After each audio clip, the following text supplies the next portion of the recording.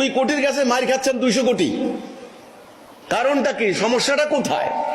প্রবলেমটা কোথায়? আমি সেদিন গতকালকের একটা ইউটিউব বক্তব্য মৌলানা আব্দুল আউয়াল, উনি নারায়ণগঞ্জ মসজিদের খতিব, ভদ্রলোক প্রায় 10 মিনিট একটা ওয়াজ করেছেন। চেহারা স্রোত সেরকম, দাড়ি টুপি অন্যরকম, সাদা দবদবে বয়স্ক মানুষ, বড় মৌলানা। তিনি প্রায় 10 মিনিট বক্তব্য দিয়েছেন, ওয়াজ করেছেন হাজার হাজার মুসল্লির সামনে। শেষে ওনার বক্তব্য হচ্ছে, কেন এই অবস্থা? যেই ফেরেশতারা বদরের মাঠে নামলেন মোমেনদের পক্ষে, যেই ফেরেশতারা ওহদের মাঠে নামলেন, সেই ফেরেশতা এখন কোথায়? এর কোনো জবাব নাই, এর কোনো উত্তর নাই। উনি বলেছেন এর কোনো জবাব নাই, এর কোনো উত্তর নাই। আমি মৌলানা মোহতারাম আব্দুল আউয়াল সাহেবকে বলছি, জবাব এই গুনাহগার এই বান্দার কাছে আছে। সারা দুনিয়াতে এই মেসেজ দিচ্ছি আমি, আমার কাছে জবাব আছে। জবাবটা হলো, আমাদের মুসলমানদের সংখ্যা আছে, মসজিদ আছে, রাষ্ট্র আছে, কিন্তু আমাদের নাই ঈমান। এই কথাটা শুনলে কঠিন লাগে। কি আমাদের ঈমান নাই মানে? আমাদের ঈমান নাই মানে আমরা তো আল্লাহ বিশ্বাস করি, আল্লাহ আছে, এই বিশ্বাস কি ঈমান? লা ইলাহা ইল্লাল্লাহ, এই কথার মধ্যে আল্লাহ আছে বিশ্বাস, এই কথাটা আছে এখানে পরিষ্কার কথা আছে, লা ইলাহ। ঈমানের ঘোষণা কি? লা ইলাহা ইল্লাল্লাহ, এই তো ঈমানের ঘোষণা। ওই যে দেখেন মাথার উপরে দিয়ে রাখছে, লা ইলাহা ইল্লাল্লাহ মুহাম্মাদুর রাসূলুল্লাহ, এই হচ্ছে ঈমান। এটা তো আরবি, এর বাংলা অর্থ কি? এর বাংলা মিনিং কি? এ কথা তাৎপর্য কি? এটা বুঝবেন না। আল্লাহর বিধান ছাড়া, আল্লাহর হুকুম ছাড়া আমরা আর কারো হুকুম বিধান মানি না। কারো হুকুম বলতে এখানে কি আছে? কোন সত্তা আছে? আর কে আছে হুকুমদাতা? নিশ্চয় আরো কেউ আছে হুকুমদাতা। তাহলে আর কে আছে? আরো হুকুম থাকতে পারে। আল্লাহ বলছেন, আগে ওই হুকুমটা অস্বীকার করো, তারপরে আমারটা মানবে।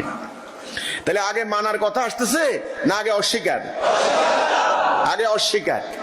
কি অস্বীকার করবেন?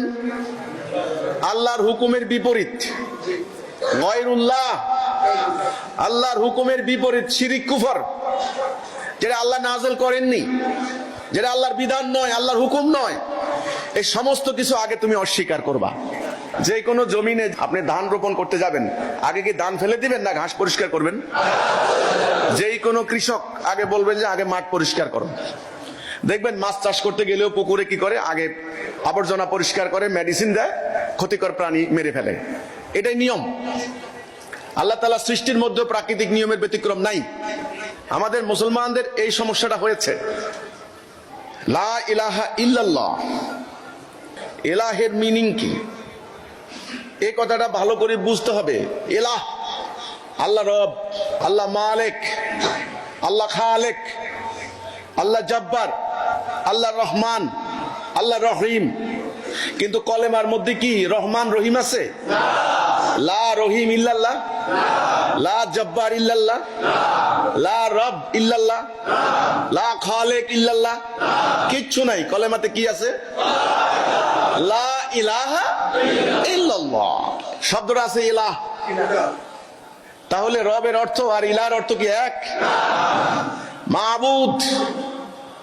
কুল ইয়া আইয়ুহাল কাফিরুন, এটা আছে না? লা আ'বুদু মা তা'বুদুন, এখানে আছে কিন্তু মাবুদ। তাহলে মাবুদ কথাটাও কিন্তু আল্লাহর, এটা আল্লাহর সিফত। মাবুদ, আল্লাহ মাবুদ, আমাদের মাবুদ। আমরা বলি না আল্লাহ মাবুদ, মাবুদ আল্লাহ, কিন্তু কলেমার মধ্যে কি মাবুদ আছে? তাহলে মাবুদ শব্দের অর্থ হচ্ছে উপাস্য, যার উপাসনা করা হয়। তাহলে ইলাহ শব্দের অর্থটা কি? আজ পর্যন্ত আমাদেরকে কেউ ভালো করে এই শব্দটার মানে বুঝিয়েছেন?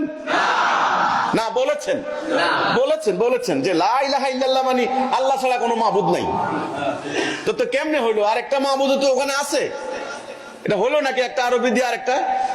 নো। আমার বক্তব্য, আমাদের দাবি, এই ইলাহ শব্দটার প্রকৃত অর্থ, রিয়েল মিনিং আজ পর্যন্ত মুসলমানদের সামনে ভালো করে কেউ তুলে ধরতে পারেননি বা তুলে ধরেননি। আমাদের এই ফাউন্ডেশন কর্তৃক অনুদিত কোরআন, পবিত্র কোরআনুল কারীম, এখানেও আমাদের বিজ্ঞ আলেমরা ওনারা কিন্তু এলাহের মিনিং এলাহে রেখে দিয়েছেন, বাংলা মিনিং করেন নাই। খেয়াল করতে হবে। তাহলে এলাহ কি? এলাহ শব্দের অর্থ হচ্ছে তিনি সেই সত্তা যার আনুগত্য করতে হবে, যার চূড়ান্ত হুকুম মানতে হবে, যার আদেশ মানতে হবে। এক কথায় তিনি সেই সত্তা যার হুকুম, যার আদেশ নিষেধ আমাদেরকে মানতেই হবে, যার আনুগত্য করতেই হবে, তিনি হচ্ছেন এলাহ। হি হু ইজ টু বি ওবেইড। এই ওবে মানে মান্য করা, আদেশ মানা, হুকুম মানা, তিনি হচ্ছেন ইলাহ। তাহলে লা ইলাহা ইল্লাল্লাহ মানে হচ্ছে আল্লাহ ছাড়া আমরা কারো আদেশ নিষেধ মানব না, আল্লাহ ছাড়া অন্য কারো আনুগত্য করব না, আল্লাহর হুকুম বিধান ছাড়া আমরা কারো হুকুম বিধান মানব না। এটা হচ্ছে বান্দার সঙ্গে আল্লাহর প্রথম কন্ট্রাক্ট, প্রথম চুক্তি। আল্লাহর বক্তব্য হচ্ছে আগে তুমি আমার সাথে এই চুক্তিতে আবদ্ধ হও, আমলের প্রসঙ্গ পরে, আগে এই চুক্তিতে আবদ্ধ হও। মিসাক, চুক্তি। যখনই আপনি এই চুক্তিতে আবদ্ধ হবেন তখন মোমেনরা হয়ে যাবে একটা জাতি, এই কথার উপরে একটা জাতি। 100টা তসবির দানা একত্র রাখে কিসে? সুতা কেটে দিলে কি হবে? বাস। এই মোমেনরা হচ্ছে এক একটা তসবির দানার মতো। এই মোমেনদেরকে একটা ভেতরে সুতা দিয়ে একত্রিত রাখা হয়, সেই সুতাটা হচ্ছে লা ইলাহা ইল্লাল্লাহ। এটাই কোরআনে আল্লাহ বললেন ওয়াতাসিমু বিহাবলিল্লাহি জামিআন ওয়া লা তাফাররাকু। তোমরা ফারাক হইবা না, তোমরা জমায়েতবদ্ধ হও, তোমরা ঐক্যবদ্ধ হও।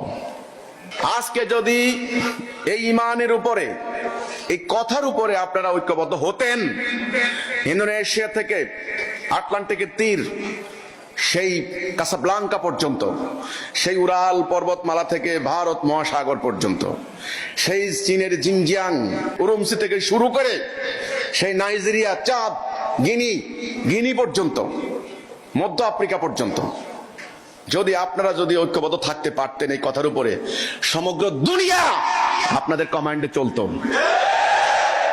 সমগ্র দুনিয়া। জাতি কয়টা? ইমাম কয়জন?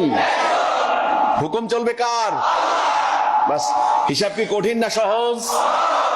আমি মুসলমান রাষ্ট্রগুলিকে বলবো, আমি মুসলিম বিশ্বকে বলবো, এই পাকিস্তানের ইমরান খান জেল থেকে বাইরে পারবেন না, এই রাজনীতি করে মরবেন। আর আমাদের মোহতারেমা, আপনারা যারা রাজনীতি করছেন, আপনারা মরবেন রাজনীতি করে।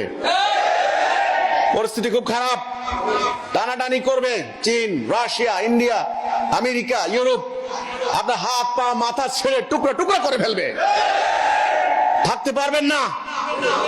আমি ইন্দোনেশিয়া, মালয়েশিয়া, বাংলাদেশ, আমি পাকিস্তান, সিরিয়া, ইরাক, লেবানন থেকে শুরু করে পুরো মুসলিম বিশ্বকে বলবো, যদি পারেন তাড়াতাড়ি এই তাওহীদের উপর ঐক্যবদ্ধ হন।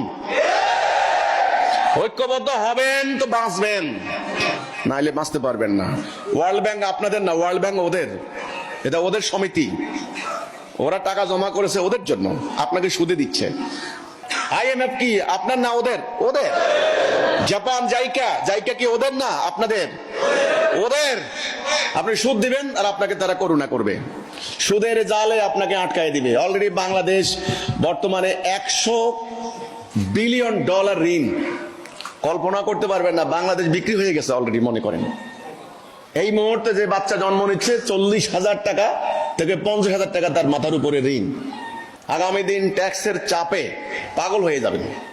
অফিসের ঘুষ আরো ডিক্লার দিয়ে ঘুষ খাবে, চোর বড় চুরি করবে, ডাকাত বড় ডাকাতি করবে, আরো অর্থ পাচার হবে। ব্যবসায়িক সিন্ডিকেট কাকে বলে দেখবেন, গতকালকে দেখবেন ডিমের হালি 10 টাকা, হঠাৎ সকালে শুনবেন 20 টাকা। সিন্ডিকেট কাকে বলে?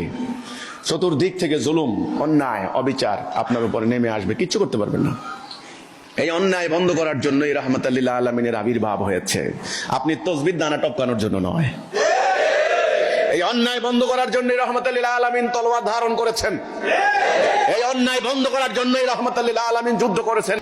এই অন্যায় বন্ধ করার জন্য ওনার জলিল কদর সাহাবীরা একে একে শহীদ হয়েছেন, রক্ত দিয়েছেন। এই জুলুম, এই অন্যায় বন্ধ করার জন্য। আপনারা সেই অন্যায়কে প্রশ্রয় দিয়ে, অন্যায়কে থাকতে দিয়ে, জুলুমের বিরুদ্ধে সংগ্রাম না করে আপনারা এই গায়রুল্লাহকে মেনে নিয়ে আপনারা বসে বসে তাহাজ্জুদ নামাজ পড়ছেন। এই নামাজের কোনো লাভ নাই।